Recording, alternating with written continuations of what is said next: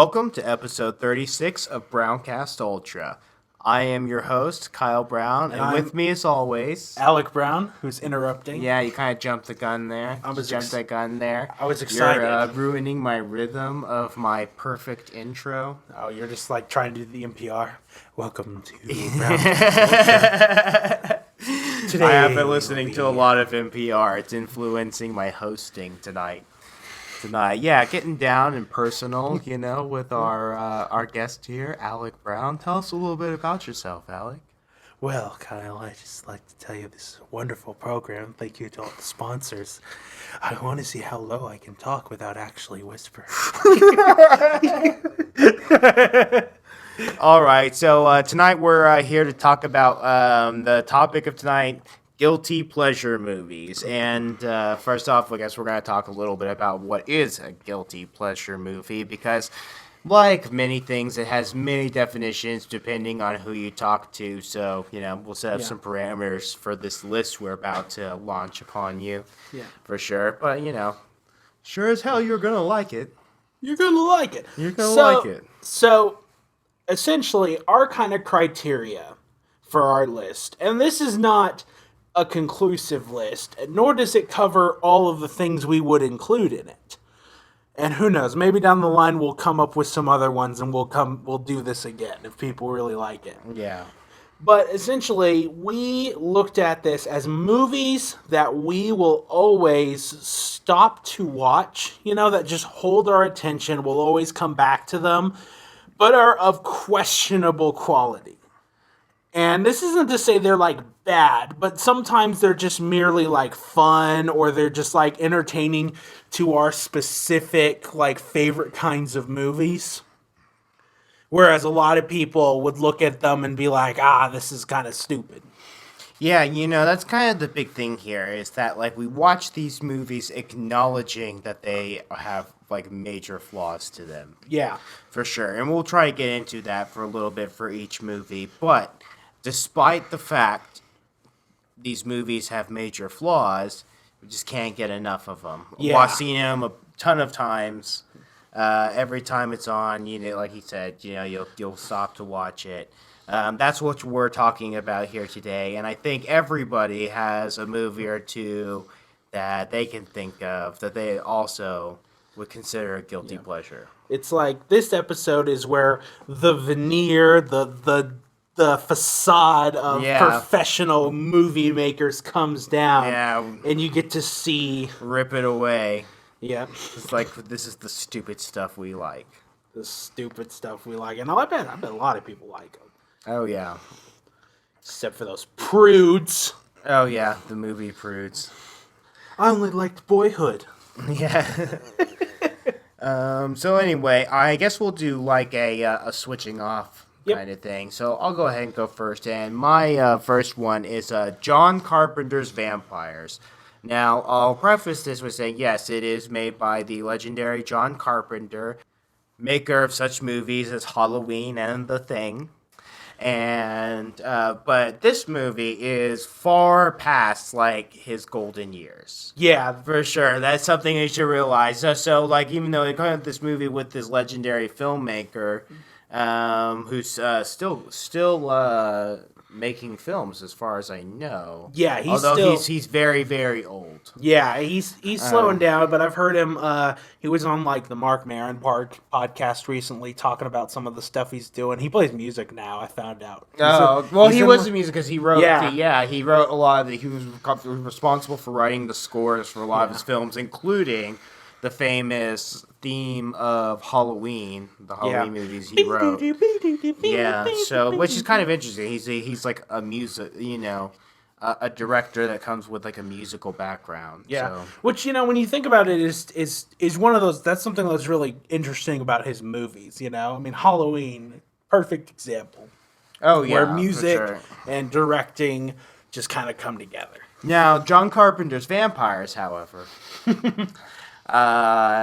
So this movie is about James Woods hunting down some vampires. He's part of a vast net of vampire hunters that are all very James Woods-like, but obviously they can never replicate the real thing because he's the ultimate badass. And I mean, and if you haven't seen James Wood kill some vampires, I say no one kills vampires like James Woods.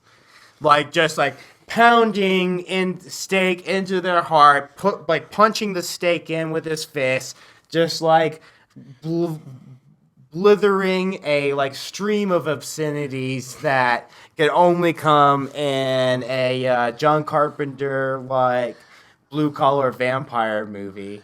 Like, it's basically what it is. Yeah. Alec Baldwin is also in the movie. Oh, I didn't know he was in that. Yeah, he's the right-hand man of James Woods. Completes the picture now, there. Is that the one where they have, like, the winch on the truck where they, like, yank him out? Or am I thinking of a different vampire movie? I think you're thinking of the right thing, yes, because essentially what happens is that they're hunting this vampire. And, anyway, they do this job. They take out a vampire-filled house.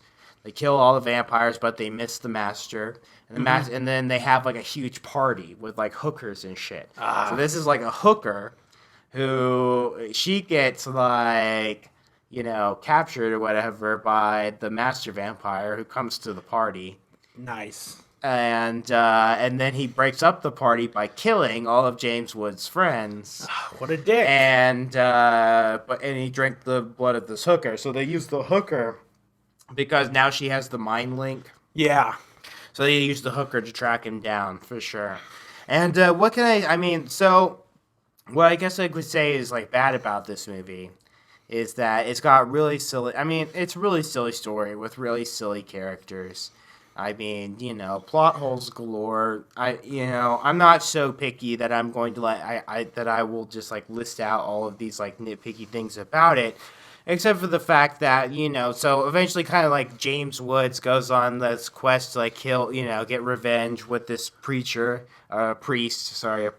Catholic priest by his side. And they're like teaching each other about their stuff or whatever. It's like this typical story. And then they just like beat the bad guy, kind of just like these... it doesn't really add any kind of real weight to the fact that they live in a world that's just completely infested with vampires. Yeah, and it's like the hunters are like it's like a day job, Yeah, and like at one point James Woods is talking to the priest, like, have you ever seen a vampire? It's like, they're not like them fags with the European accents and like shit and like and that kind of stuff. Like, yeah, it gets kind of maybe a little too on the nose. Yeah. I think that's what I would say for John Carpenter's vampires. But, but I love it because it has great music for sure. Like the real southern kind of like banjo, slide guitar kind of like stuff. And what can I say? If you are a fan of James Woods and what he does, I'm not coming out and saying like James Woods is the greatest actor of all time. James Woods mostly just does James Woods. Yeah, James Woods does what James Woods does because he is James Woods. Yeah, exactly. And so the James Woods killing vampires, I think that idea is worthy enough to just make a movie about it, for sure. And this is probably the best thing that could have come from that unlikely idea. So, yeah. All right, I'm up next. You are, yeah. Okay, so first on my list, I'm doing Joe Dirt. It's a comedy. What year it came out? Like in the early 2000s, if I'm not mistaken. Joe Dirt. What I really like about Joe Dirt is Joe Dirt has this unusual amount of charm to it. Especially coming from like a guy like David Spade. Because genuinely, his comedy, a lot of it is just he's kind of this snarky sounding dude, He has this very like East Coast snark to him. But then Joe Dirt, he pulls off this like bumbling Southern, weirdo running around the country. And you fall in love with it. And especially because they have lots of really good like cameos and stuff in it. And it's really funny. I think that's the key. It's like it's really funny comedy. and it's all just like blue collar comedy. Yeah. I mean, I would disagree when I say it's really funny, although I say why I can see why it's totally a guilty pleasure movie. Yeah. Because I think it's hit and miss on which jokes kind of like get better with age and which don't. Yeah. With that movie for sure, but yeah, I will agree. I don't like just an unusual amount of charm for what it is. Yeah. Especially because, so those who aren't aware of the plot, it's essentially his character, Joe Dirt. He works at this radio station, and the radio DJ brings him on to tell his life story, which is he was abandoned at the Grand Canyon by his family, and his entire life he's been wandering around the country meeting all these strange and interesting people, while also trying to hook up with the love of his life. Yeah, for sure. I mean, not the craziest story in the world. A movie largely made of like vignettes. Kind of the structure of like he's talking to this radio show host telling about his life, and so you could kind of like explain things through like these flashback vignettes of like the different things he's done throughout the course of his life. It's almost like a retarded like Forrest Gump kind of. Yeah, that's a really good way to describe it. It's just like low end Forrest Gump. For sure. But yeah, I love it. David Spade pulls off a great job, and you really do you feel for this. You feel for Joe. You know? And that is the thing. You feel for him, and something about that character. I can't tell you what it is, but it makes it particularly endearing. He exhibits that very like friendly, but also like not like non-committal, non-caring person we all are at some point, Yeah. I think of the most best one is when you see him, he's working at like a carnival, and he's just kind of like, not even caring about what's going on, and then he just sprays like he's working at where you throw the coins into the glass cups, and he's like spraying them with Pam, just to like, and just nonchalant, just back to what I'm doing, and it's stuff like that where it's just like he feels kind of like a real guy, except lots of funny stuff happens. I mean that seems like almost the peak of David Spade as well. I would definitely agree. That was one of his like best roles he's done.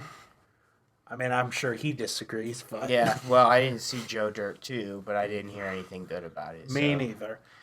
All right, so I guess that'll move me along to my second one, which is Dead Alive. Oh, I kick ass for the Lord. Yeah, right. That's what I'm talking about. That's why this movie's amazing. It is completely stupid. Like Peter Jackson. Yeah, it's Peter Jackson's early movies. One of his first like movies to break into like the international scene. Yeah, and it is a horror comedy.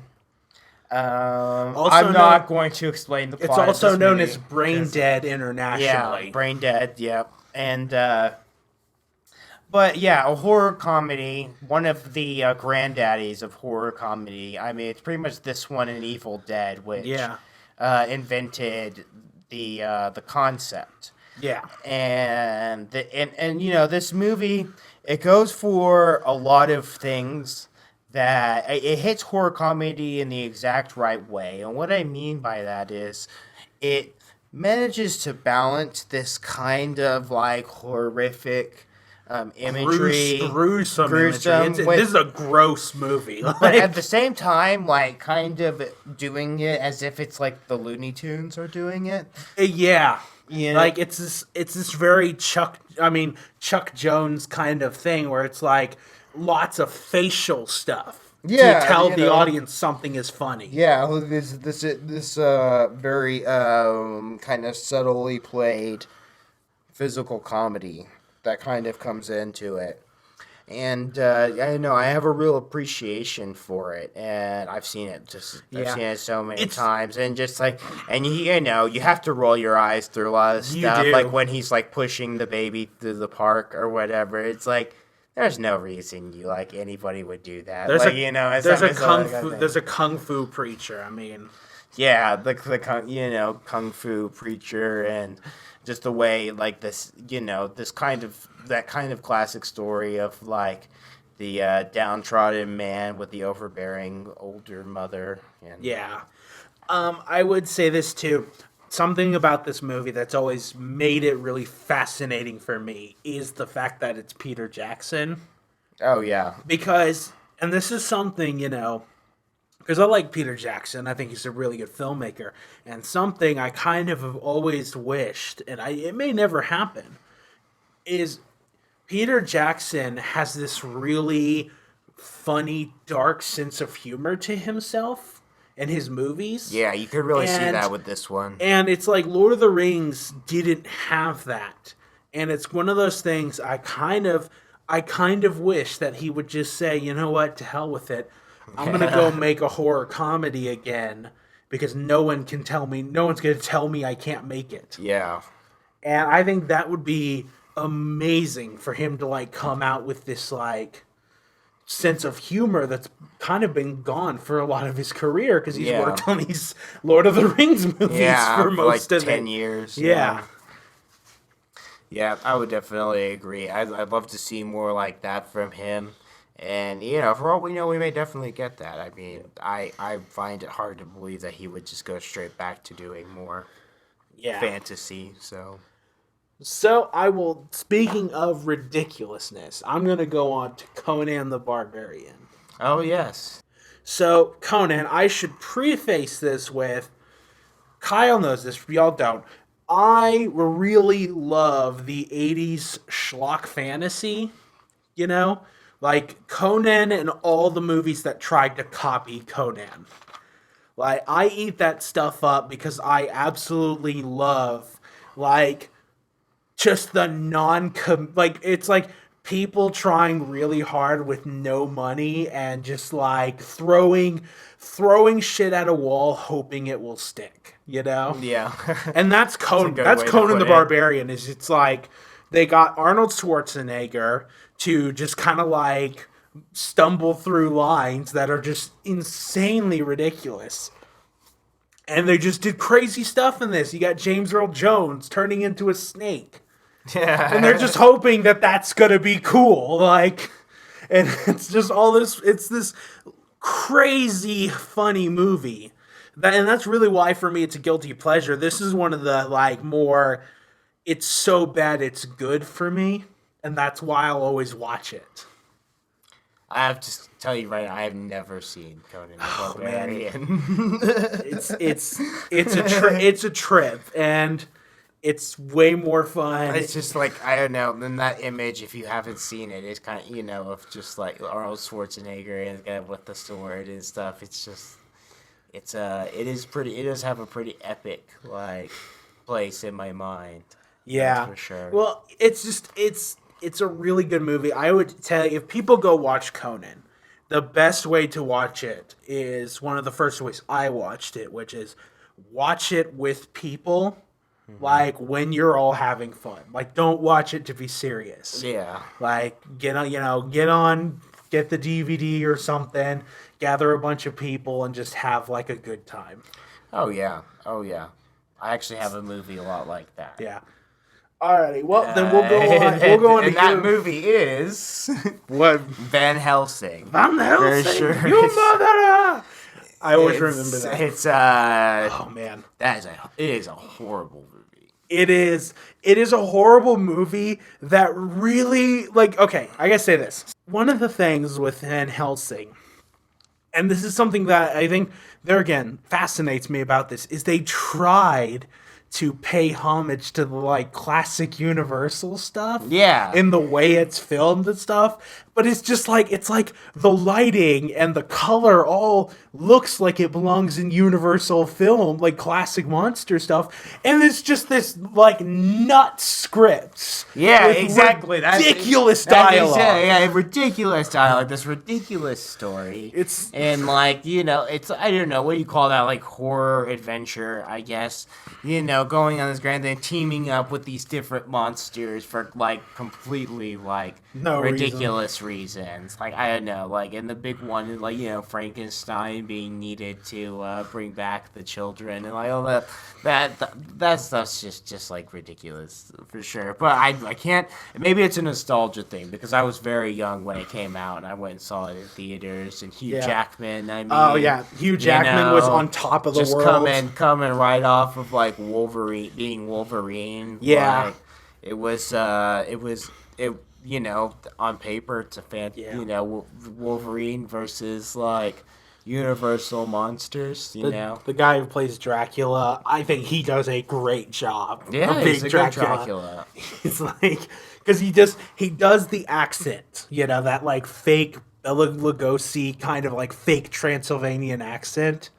But he commits so hard to it. Like, his Dracula is just, like, he commits to every terrible line of dialogue. I take it back. He's really not a good Dracula. But, I mean, it's like a Dracula, but you love him anyway. Yeah. That's the nature of these guilty pleasure movies. It's, it's so melodramatic. And it is. They're trying so hard, and for all we know, someone's sitting there at the side of the set going like, "Oh, fucking nailed it, man!" Like as they're doing this, and you gotta feel bad for those actors because they're having to like say these completely ridiculous lines, like. The guy's like, I know what this thing is for. Plot convenience. Yeah. That's like literally the scene. It's good when you figure things out. I just love that. It's like I know what it's for. Plot convenience. Oh yeah. Okay. So should I move on to my next one? Yeah. Yep. Okay, we're going to The Day After Tomorrow. Oh yeah. Yeah. So, Roland Emmerich's classic tale of the next ice age and how... Yeah. It's like we were wrong about global warming. It's coming tomorrow. It's coming the day after tomorrow.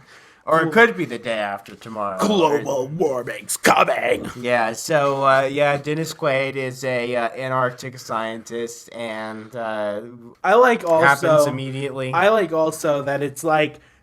Roland Emmerich is one of those directors that no one thinks about. Like, because he's made a bunch of these, like, disaster movies. Yeah. And I would say this one is the best. I would argue that this one is the best one he's done. It's better than Independence Day, huh? That's pretty lofty suggestion. Independence Day is not even in the same category of disaster movie, in my opinion. I mean... It invented the disaster. It was Roland Emmerich inventing the disaster movie with Independence Day. I guess you're right. So then that'll be second place. Well, this one will be second place. Yeah. But either way, as far as like weather disaster, where it's not like some other third party coming here, this one is definitely the funnest because it's like, you mentioned this guy's an Antarctic scientist. Yeah. It's like he's in Antarctica and he has to like run from a glacier cracking. Oh no. Yeah. It's like action away. I like it when Jake Gyllenhaal has to run away from wolves. I like it when he has to run away from cold. Yeah. Oh yeah. Cold is like a physical line presence. It's coming at you. Oh, the cold's coming to get you. Oh yeah. It's a straight line. And yeah, I don't know the movie. I saw that one also in theaters when I was very young, and it does not hold like nostalgia for me. That's for sure. Yeah. But it was certainly very interesting. It was enough like Independence Day to kind of bridge that gap until we went full on into things like 2012. Oh yeah. So, I kind of appreciate it for that because it's like telling the story from all these. And also, see, I mentioned this on the X-Men review at the tail end. How and this is something about Roland Emmerich, like how the whole idea of like destruction in these kinds of movies, these summer like big movies. One of the things that I do like about The Day After Tomorrow is it destroys the world in a very interesting way. Like, it's visually interesting to see the weather stuff happening. Whereas, like, in 2012, it's just like, oh, explosions, earth. But in this one, it's just like everything freezes. It's like a quiet destruction. Yeah. And that is something that That's is true. really, that does make it interesting that's at least makes it like interesting to watch as a movie. Just that idea of like, it's like this subtle, like, Independence Day was big and loud and bright. This one is like cold and dark and subtle, but it's still killing like all these people. Yeah, no, I can dig it for that reason. It's certainly a story that has a lot of flow to it. It doesn't break from the action or the drama at any given point, and they have all these, like Independence Day, they have all these characters with real human elements to them. Yeah. That they can kind of move to at any given point. And while these characters are moving along the story, they're also providing us with, like, good scenes. Yeah. So. Alrighty. Kyle, you ready for your last one? My second to last one. Second to last one. Yeah, which is Sucker Punch. Sucker Punch. And, this is one of those, and this is probably the most controversial one. Oh, man, you're going to get comments. Just saying it, you're getting comments. But I like Sucker Punch. I love Sucker Punch. And, and so it's one of the most bashed movies, out there. Oh, yeah, 100% sure, of recent memory. It's one of those more recent ones. And, with Zack Snyder becoming more popular, people often look back at this movie, and some, really, like myself, really like it, and others really hate it. Yeah. But what I can, and I get a lot of, because it's a ridiculous movie. It is a ridiculous movie. It was a ridiculous idea. In its defense, one of the things, I don't like the movie. But I will say, in its defense, it is a visually ambitious movie. Like, Zack Snyder went out of his way to show you scenes and action and fights and like costumes, all this visual look stuff that you don't often get to see in Western movies. Yeah, that's he borrowed from like stuff like anime aesthetics. He borrowed from lots of like, science fiction kind of stuff. Yeah. But in a way that you don't get to see that stuff here. And that's something I do have to say. Even if people don't like it, he tried. And that's something that is worth mentioning. Is that he tried. It's definitely visually just a very astounding movie. And it works really well with the soundtrack, which I also really like. And also, I've kind of always... I've always kind of liked the dual story aspect to it. Mm-hmm. For sure. I don't, I disagree with a lot of people who say that it's hard to pick up on or would complain that it's hard to pick up on because it's not. I did not find it very, very difficult. It's hard to pick up on if you're not listening. That's very true. That is really what it is. Like, if you're not listening and paying attention. It's not a movie that wastes any lines. That's no, for sure. It doesn't. And that's something, that's one of my pet peeves with movies like this where people go, oh, it didn't, the dual story thing or this thing didn't make sense. And I was like, no, you have to listen to the movie. Yeah. I know there's lots of pretty girls on screen, but you have to listen to what they're saying. Yeah, exactly. That's part of the point of the movie, actually. So it's a pretty... I find it to be very interesting and very enjoyable just because I like, and I've always been kind of a defender and a fan of Zack Snyder's style half of this movie is like a music video. And I get that, but it's done well. It's a it's a good music video. If it was a music video, no one would complain. Exactly. Literally no one. Exactly. But... yeah, I mean, Zack's, as far as people, I've heard people lobby this as like, this was the beginning of the end of Zack Snyder. It's like, you are a silly lot. Yeah, I was like 3 movies in, I guess. 4. This is where it all went wrong. His fourth and now film. Batman is Superman is ruined.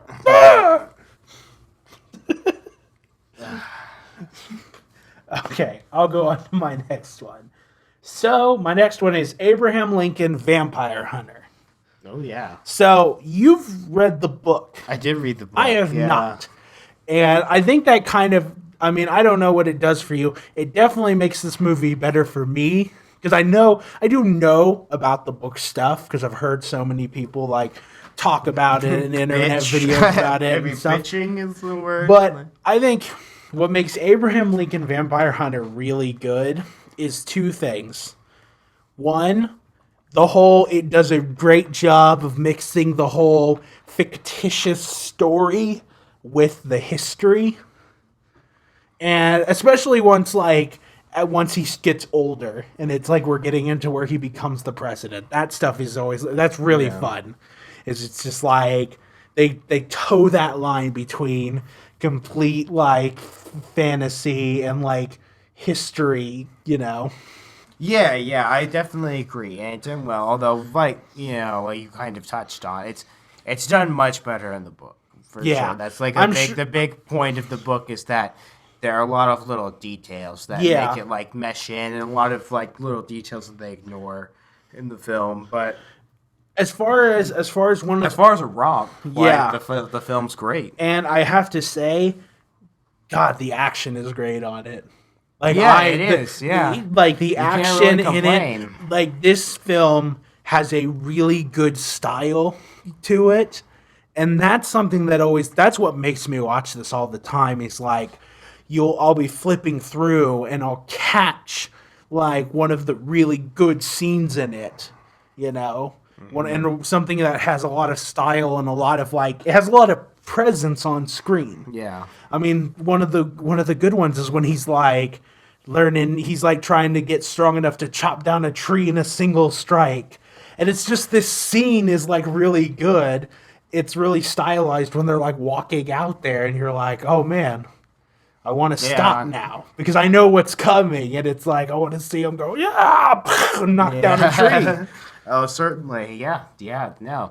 I knew they add a lot of gravitas to those things. And that kind of stuff is something that they kind of add that wasn't in the books that kind of makes it more enjoyable, but it makes it that's the kind of things you do to make it more of a cinematic experience. Well, also in a way, I would I'm sure people will argue and say I'm wrong, but when you really think about it, this movie is made a lot like a superhero movie. Yeah, like it really is. Yeah. It's got like that comic booky style. Abraham Lincoln is like a Superman almost. Yeah. So he's the best. He's the James Woods. He is. He's the James Woods of the Civil War era. Yep. Okay, Kyle. Time for your last one. Okay, my last one will have to be the 2004 version of the film adaptation by Joel Schumacher of The Phantom of the Opera. Okay. And I should confess, I also like this one. So and this is the thing about it, is that one of the reasons this had to be my like biggest guilty pleasure movie is because I honestly cannot say much about why I like this movie. It's almost it's been inexplicable to me. And it's like when I watch it, it's like this is the most ridiculous fucking thing I have ever seen. Especially Gerard Butler. It's like Gerard the Phantom. Butler, he is like this he's almost the best part of it though, and I don't know why. It's really funny because so I've listened to lots of performances of Phantom of the Opera. You know, I actually really like the show, the Broadway show as well as the movie. So, but like Gerard Butler is hypnotic in this, like, he like will sing really well and then become this grumbly monster man in the same song. And you can't get away from that. You're just like, you are a fascinating man. Oh yeah, and I sometimes think of this film as plot holes of the opera. Yes, because like literally the story does not make any it makes sense in the something I like about the only thing I can say that like I can just verbalize about what I like about this film is that it can kind of take you into like the romantic world of a musical. Yeah, and you can kind of ignore the fact that it is this like silly, any rational person would be able to catch the Phantom of an opera house. Like it's just a single opera house. He has an underground lair that you need a boat to get to. It's like we kill people with robots. Like in remote locations in the world, I think you can catch a guy that's living in the goddamn attic. He's in the basement. The Kyle, basement, that's yeah. entirely different. The water basement. He had a trap door and candles that could come out of the water and be lit. That's why He's an engineering That's genius. how the movie ends. They're like, oh, we can just like go down this trap door. And... The movie ends with like he lets her go and goes, they love each other now, I'm leaving. Walks out. Just leaves. Drops the mic. Yeah, pretty much. But it is, to Joel Schumacher's credit, we've both said this before. I don't think we've ever said it on the podcasts at all, but we've both said before that Joel Schumacher, his movies look really flamboyant, but in a good way. Yeah, and that's something with Phantom of the Opera. It's like this movie, it's visually arresting. Oh, certainly. Like, the directing is so good. The directing is good, and that's just the way the camera moves. Is very... especially because it's a big problem to adapt a stage musical into a movie because you're dealing with a lot more sets and environments. Yeah, it's almost like dealing with 3D instead of 2D. Yeah, and it really shows that he had to do a lot with very little. And kind of figure out how to get characters together and figure out how to get we joke about how the Phantom can just run around and no one can catch him. That's kind of what it is on the stage play too, though. Yeah, exactly. It's like he's just kind of running around and no one can catch him. But there again, in a movie, you have to show why he can get away. You have to come. Yeah. Well, I mean, but you have to come up with an excuse that's why. That's certainly true. Of why, look, it's pretty much an impossible task. Yeah. But if you play on, this movie shows, if you play on the strengths of what it is, then the romanticism of the whole thing, then you can kind of overshadow the ridiculousness of the plot. Yeah, and that's really, and also goes because I've heard lots of people lambast all the performances, but if you think of it less as a movie and more as a romantic, romantic musical, and it's all the characters are being over dramatic, and that's why exactly. That's why it all works as a movie. Yeah, that's why I can watch it even and not know and just cannot explain. Yeah, why it's so good, but like I say, it just has that effect on me. Time to go to the last one that I have a poor explanation of why I like it, and I think it's so good. Star Wars Episode 3: Revenge of the Sith. Get the fuck out. I'm sorry. Okay. Yeah. So the first thing I should get right out of the way is I have huge nostalgia goggles for Episode 3. It came out when I was a kid. I loved it, Oh, yeah. Especially because, here's a couple things that have... The couple things that have really always made me want to come back. And these are very... these are not your average moviegoer's reasons. Excuse me. Number one, the battle scenes. See, one of the things with George Lucas and ILM by extension, because they're all nuts over there. Yeah. Case in point, look at the progression of how ridiculous and how many parts the Iron Man armor and Transformers have had over the movies. They go from 10 moving parts to 1 million. Yeah. So ILM loves to get detail-oriented. And so does George Lucas. Yeah. I can imagine George Lucas, when you're watching a battle start, Yeah. You're watching the droids, the clone start shooting. I bet you George probably knew more about the statistics and the logic of the battle than he did about, the script. Yeah, okay. And I can see that. That's certainly a good explanation. Yeah, of something I haven't really. And so when you look at when I was a kid, I'm a very aesthetic person, and I love detail, and I love that kind of I love overthinking stuff like that. That's something that I've always had doing. So when I was a kid and I watched the battles go on. I also went and read up on what all the stuff was. Oh, what's this tank here? What's this droid here? Oh my god, this is how many clones can this thing hold? Yeah. You know? And for me when I was a kid, that was just a huge thing. Was being able to watch these movies over and over and over again and seeing all this detail in this really rich world. And that's just something that, to this day, it always entrances me, like how detailed and complex this stuff was. Yeah. It's the that details, is how George Lucas becomes your YouTube subscriber. Yeah. Detailed oriented it is for sure.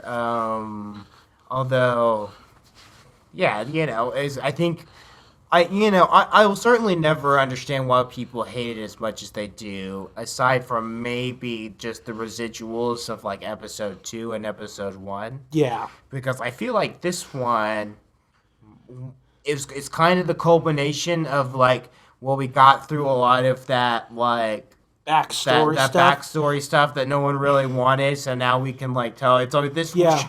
This could have been what like episode 1. Yeah, basically. I've always, honestly, with episode 3, I've always felt this was the movie George Lucas wanted. He didn't want to make episodes 1 and 2, but he had to explain episode 3. I think when it came to episode 3, it was kind of like, well, I've gotten all the preamble out of the way, and this was really what I wanted to make, was like the galaxy-shattering event that birthed Darth Vader. Killing younglings. Killing younglings. Yes. Who cares about the younglings? Let me tell you about younglings. Just kill them all.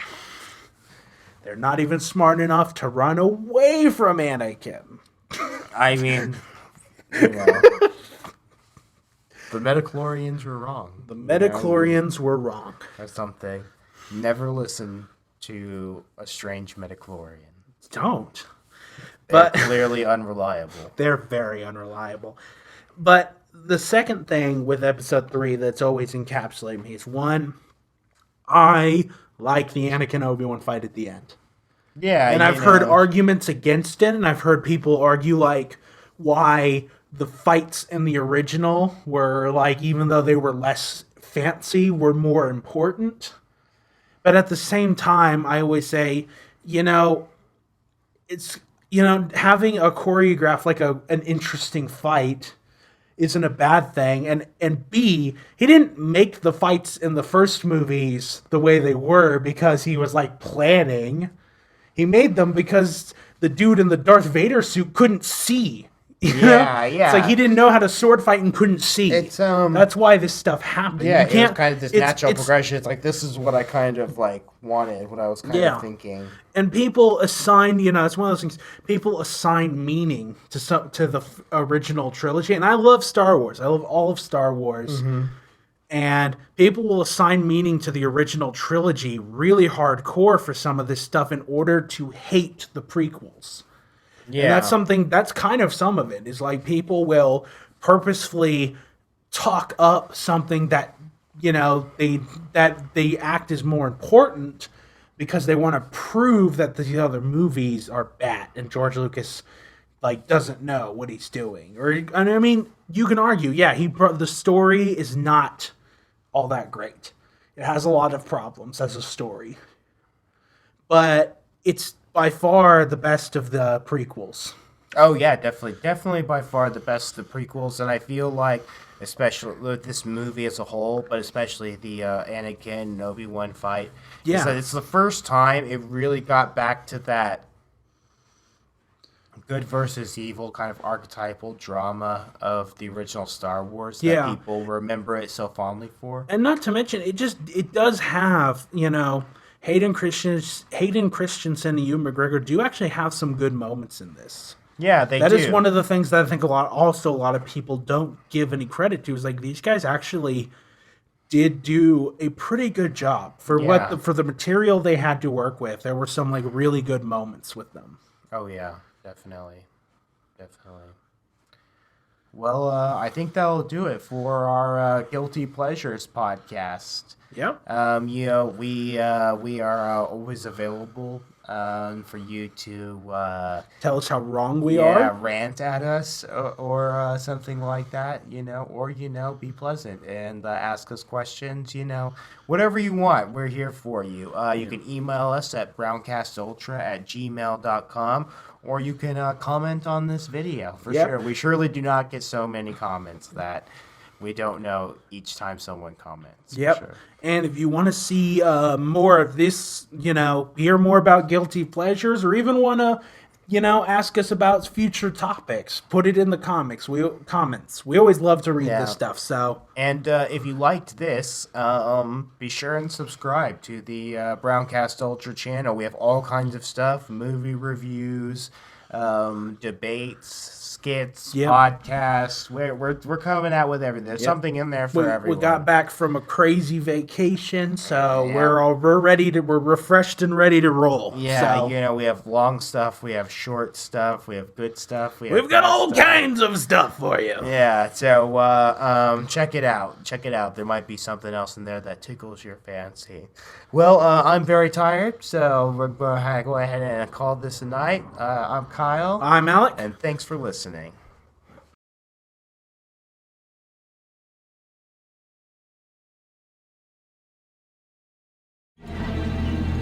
You're gonna need a bigger boat.